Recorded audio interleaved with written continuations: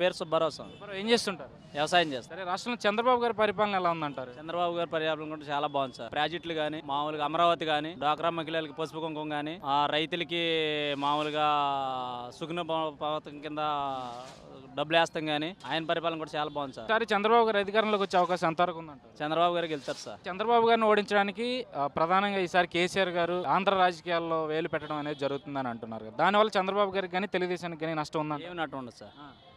ఎందుకని అంటారు? చంద్రబాబు గారు చేసే పనులు ఆయన గెలిపిస్తారు. ఈసారి ప్రధానంగా అటు కేసీఆర్ కానీ ఇటు జగన్మోహన్ రెడ్డి కానీ అటు సెంట్రల్లో మోదీ గారు కానీ వీళ్ళ ముగ్గురు కలిసి చంద్రబాబు గారిని ఏదేమైనా ఈసారి గద్దె దించాలనే ఒక ఆలోచనతోనే ఈ ఎన్నికల్లో ముందుకు సాగుతున్నారని చెప్పి ప్రచారం జరుగుతుంది. మరి ముగ్గురు కలిస్తే ఎంతవరకు చంద్రబాబు గారికి నష్టం ఉందంటారు? ముగ్గురు కాదు ఇంకో ముగ్గురు కలిసినా చంద్రబాబు గారిని ఓడించలేదు. అది వాస్తవం. ఎన్ని సీట్లు వస్తాయంటారు తెలుగుదేశం? సీట్లు నాకు తెలియదు సార్. బాబాయ్ నమస్తే, మీ పేరు? నా పేరు నాగభూషణం. నాగభూషణం గారు ఏం చేస్తుంటారు? వ్యవసాయం చేస్తాను. చంద్రబాబు గారి పరిపాలన మీద మీ అభిప్రాయం? ఆయన పరిపాలన కూడా చిన్నవాళ్ళని పెద్దవాళ్ళని అందరినీ కలిపే చూస్తాడు. మామూలుగా చిన్నవాళ్ళని ఒక రకంగా పెద్దవాళ్ళని ఒక రకంగా ఎవరికి ఉండేది వాళ్ళకు ఉన్నాయి. ఎస్సీలకు ఉండేది ఎస్సీలకు ఉంది, బీసీలకు ఉండేది బీసీలకు ఉంది. ఎవరికి వాళ్ళకి లోన్లు కానీ ఏనా అన్నీ ఇచ్చారు.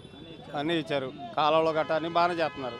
బోర్లు ఎత్తున్నారు, రైతులకి బోర్లు ఎత్తున్నారు, ట్రాక్టర్లు ఎత్తున్నారు, ఈ లోన్లు ఎత్తున్నారు. ఈ మామూలుగా రైతు బంధు పథకం అని 3,000 రూపాయలు వేశారు, మళ్ళీ వేస్తామన్నారు. డ్వాక్రా వాళ్ళకు కూడా బాగానే ఇస్తున్నారు. అన్నీ బాగానే ఉన్నాయి. ఏ విధంగానూ మాకు లాసులు లేవు. మరి మళ్ళీ అధికారంలోకి వచ్చే అవకాశం ఉందా తెలుగుదేశం? వస్తుంది. ఎన్ని సీట్లు రావచ్చు అంటారు? ఎన్ని సీట్లు వస్తాయంటే ఏం చెప్తాం, ఈ జనాలు ఇది ఇప్పుడు ఇట్లా వచ్చిన వాళ్ళని బట్టి లెక్కేసుకుంటే చాలా వస్తాయి. మరి ఇళ్ళకాడ ఉండి సైలెంట్గా ఉండే వాళ్ళని అంచనా వేయలేం కదా. దాన్ని బట్టి మొన్నటి మీద ఎంతో కొంత మెరుగే అవుద్దని అనుకుంటున్నాం. ప్రతి నియోజకవర్గంలో బాగానే ఉంది. కార్యకర్తలుగా అందరినీ బాగానే చూస్తున్నారు. మా నియోజకవర్గం అయితే ఇబ్బంది ఏం లేదు. అంటే కేసీఆర్ గారు ఇక్కడ రాజకీయాల్లో వేలు పెట్టడం వల్ల ఇక్కడ చంద్రబాబు గారికి ఏమన్నా నష్టం ఉందంటారా? మరి నష్టం ఉంటుందిగా. మరి ఇప్పుడు అక్కడ తిరిగేవాళ్ళు ఇక్కడ తిరిగేవాళ్ళు మరి అక్కడ ఉద్యోగస్తుల్ని అక్కడ ఆస్తులు ఉన్న వాళ్ళని బెదరేసి ఇక్కడికి పంపించడం చేస్తున్నారు కదా. ఈ సినిమా వాళ్ళని అక్కడ అక్కడ వాళ్ళని ఇక్కడ జగన్కి పంపిస్తున్నారు. మరి అక్కడ కార్లు ఇక్కడికి పంపించారు. ఇవన్నీ మనం చూసాము, టీవీలో చూపించారు. అంతా కనపడుతూనే ఉంది. ఆయన మంత్రులను కూడా ఇక్కడ చేస్తున్నారు. ప్రతి దాంట్లో ఏదో దాంట్లో ఏలు పెట్టి చంద్రబాబు అటు చేసాడు అని చెప్పి చెప్తున్నాడు కేసీఆర్. అక్కడ ఆస్తులు ఉన్న వాళ్ళందరినీ బెదిరించి నామినేషన్ వేయకుండా నిలబడకుండా చేస్తున్నారు కదా. మరి ఇట్లాంటివన్నీ ఎంతో కొంత తేడా వస్తుందిగా.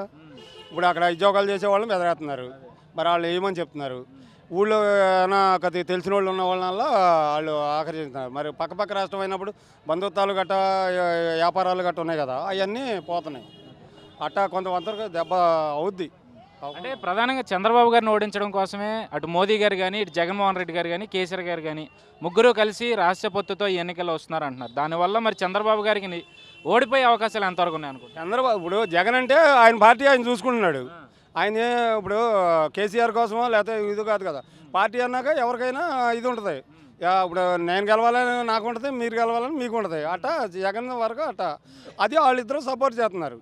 మరి జనాల్లో ఇది వాళ్ళు ఎవరో ఏదో చెప్పారని అనుకోకుండా మనవాడు మంచి చేశాడు, చంద్రబాబు మంచి చేస్తున్నాడు, మన కార్యకర్తలు బాగుండాలి అనేది ఆలోచన మీద చేసినప్పుడు తిన్నవాళ్ళు కానీ దాని పనితీరు చూసిన వాళ్ళు కానీ మరి చంద్రబాబుని చూడాలి. అంటే కేసీఆర్ గారు ప్రధానంగా ఇక్కడ ఆంధ్రప్రదేశ్ ప్రజల్ని అవమానకరంగా మాట్లాడడం జరిగింది. అలాంటి వ్యక్తి ఇక్కడ వైసీపీకి సపోర్ట్ చేస్తున్నారని అంటున్నారు. మరి ఆయన సపోర్ట్ వల్ల వైసీపీకి లాభం ఉందంటారా నష్టం ఉందంటారా? ఆయన సపోర్ట్ చేస్తాం వలన ఆయన చేసే సపోర్ట్ వలన ఆయనకి జగన్మోహన్ రెడ్డి గారికి తప్పు పడుతుంది తప్ప జనాల మార్పు అనేది ఈ రోజున తెలియనంటూ ఎవరు లేరు కదా.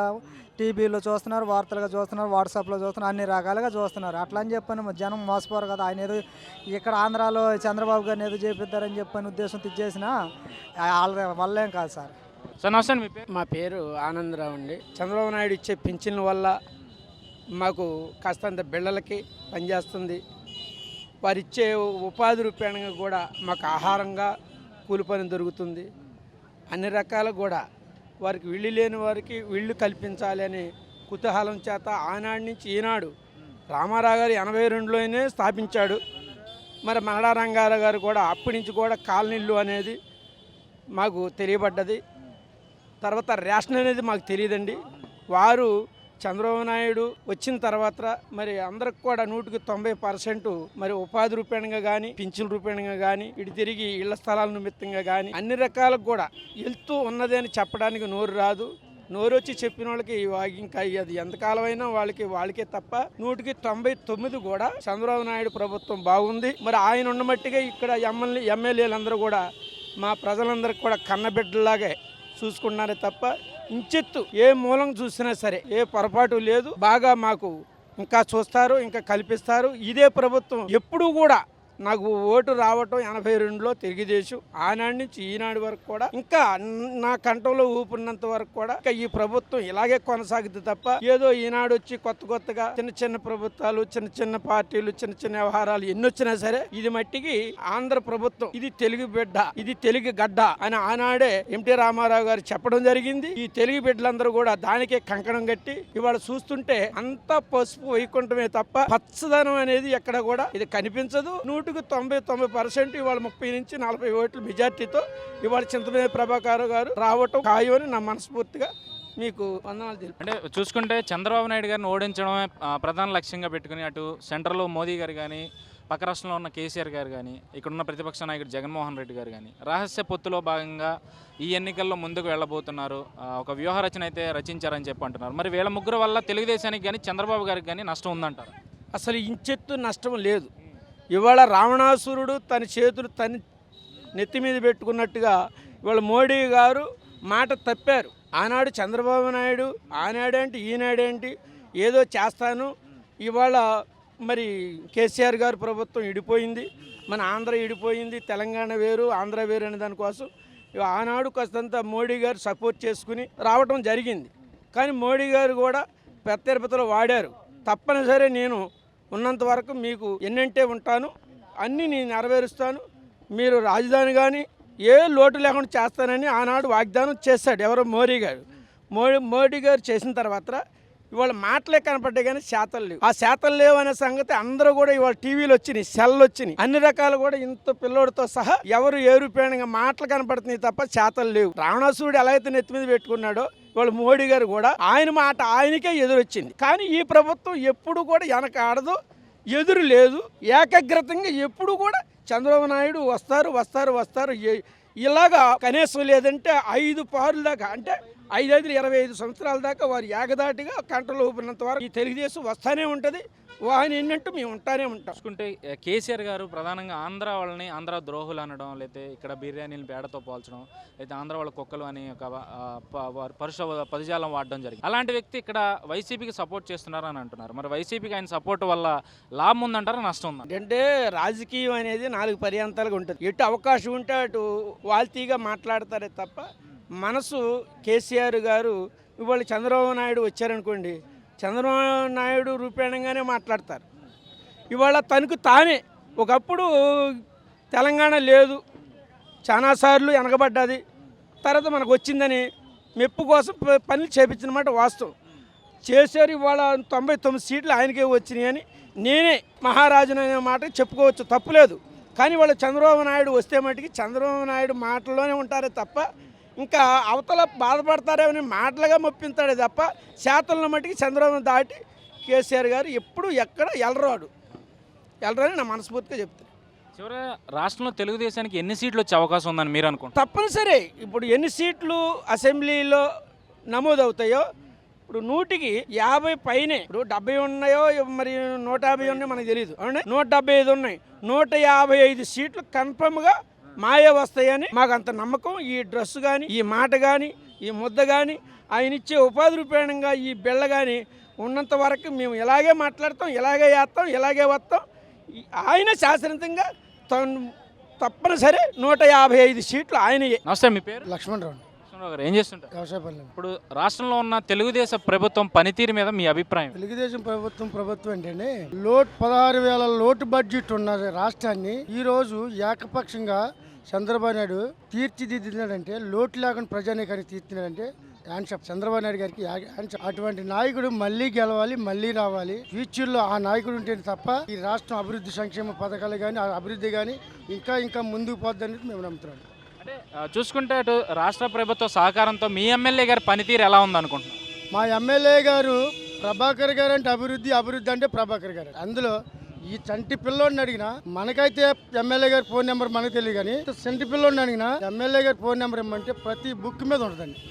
ఎమ్మెల్యే గారు అంటే అంత దేవుడు. సారి ప్రధానంగా ఆంధ్రప్రదేశ్లో తెలుగుదేశం ప్రభుత్వాన్ని గద్దె దించడం కోసం అటు సెంట్రల్లో ఉన్న బీజేపీ కానీ, పక్క రాష్ట్రంలో ఉన్న టీఆర్ఎస్ కానీ, ఇక్కడ ఉన్న ప్రతిపక్ష పార్టీ వైఎస్ఆర్సీపీ కానీ ఈసారి రహస్య పొత్తులో ముందుకు వెళ్తున్నాయి. ఈ ఎన్నికల్లో ఒక వ్యూహరచన రచించాయని చెప్పి కొంతమంది చెప్తున్నారు. మరి ఈ మూడు పార్టీలు కలవడం వల్ల తెలుగుదేశానికి ఏమైనా నష్టం ఉందనుకుంటున్నారు? నష్టం అయితే ఉందనుకుంటాం, కొంతమంది అనుకుంటారు, నష్టం లేదని నేను అంటానండి.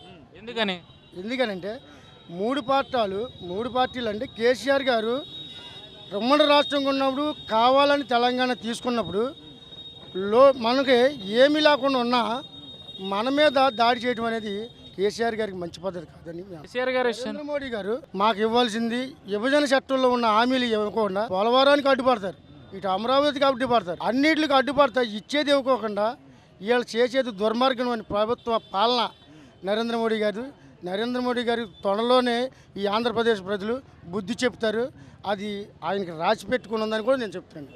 అంటే ప్రధానంగా కేసీఆర్ గారి విషయానికి వచ్చేసరికి చంద్రబాబు గారు గతంలో అక్కడ తెలంగాణ ఎన్నికల్లో ప్రచారం చేయడం వల్ల చేసిన సమయంలో ఖచ్చితంగా చంద్రబాబు గారికి నేను రిటర్న్ గిఫ్ట్ ఇస్తా అని చెప్పి కేసీఆర్ గారు చెప్పడం జరిగింది కదా. మా ఆంధ్రప్రదేశ్ ప్రజలు రిటర్న్ గిఫ్ట్ ఆయన ఒకటి అంటాడు, 10 రిటర్న్ గిఫ్ట్లు మేము ఇస్తామని మేము సభాముఖం చెప్పుకుంటాం.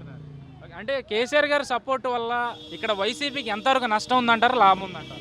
ఇప్పుడు కేసీఆర్ గారి సపోర్టు తెలంగాణలో 30 సంవత్సరాల నుంచి తెలుగుదేశం ప్రభుత్వం ఉంది. ఈరోజు కేసీఆర్ గారు ఇక్కడికి వచ్చి ప్రభుత్వాన్ని ఏర్పాటు చేస్తాం, చంద్రబాబు నాయుడు గారు మీకు రిటర్న్ గిఫ్ట్ ఇస్తాం అంటున్నారు. అక్కడ తెలుగుదేశం ప్రభుత్వం కొన్నాళ్ళు అప్పటి నుంచి ఉన్నప్పుడు చంద్రబాబు నాయుడు గారు వెళ్ళి నా ప్రచారం చేయడం తప్పు కాదు కదండి. తప్పన్న దానిలాగా నీకు రిటర్న్ గిఫ్ట్ ఇస్తా అంటే ఏకపక్షంగా 7-5 ఓట్లలాగా లేపేయాలా? అలా చేస్తా కదండి. ఇదంతా 7-5 ఓట్లలాగా చేసేద్దరనే కదా. అందుకని అక్కడికి గెలిచారు మీరు. ఏమి అవ్వదు, రిటర్న్ గిఫ్ట్ మేము మా ఆంధ్ర ప్రజలు ఇస్తారు, 100% నిజం. అంటే ఎన్ని సీట్లు సంపాదించుకుంటుంది తెలుగుదేశం అనుకుంటున్నారు సార్? ఎన్ని సీట్లు సంపాదించి 120 నుంచి 130 వస్తుంది అనుకుంటున్నారు.